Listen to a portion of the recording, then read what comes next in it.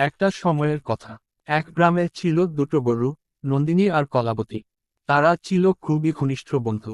প্রতিদিন সকালবেলা মাঠে ঘাস খেতে যেত আর সন্ধ্যায় ফিরে এসে গ্রামের পুকুরপাড়ে বসে গল্প করত। ওই পুকুরেই থাকতো একটা বড় মাছ। তার নাম ছিল বুড়ো কাতলা। সে ছিল গ্রামের সবথেকে বয়স্ক প্রাণী আর অনেক কিছু জানত। গরু দুটো প্রতিদিন সন্ধ্যায় তার সঙ্গে দেখা করত, নতুন গল্প শোনার জন্য। একদিন পুকুরপাড়ে এল এক নতুন মানুষ, একজন শহরের লোক। তার নাম ছিল রাজু। সে শহরের কোলাহল ছেড়ে শান্তিতে কিছুদিন গ্রামের প্রকৃতিতে থাকতে এসেছিল। গরু দুটো তাকে প্রথমে একটু সন্দেহের চোখে দেখেছিল, কিন্তু রাজু ছিল খুব দয়ালু। সে প্রতিদিন তাদের জন্য কাঁধে করে গুড় চিড়ে নিয়ে আসত, আর পুকুরের ধারে বসে বুড়ো কাতলার গল্প শুনত সবার সঙ্গে।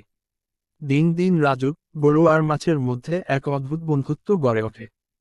তারা চারজন প্রতিদিন সন্ধ্যায় বসত, কেউ গান করত, কেউ গল্প বলতো, কেউ চুপচাপ আকাশ দেখত।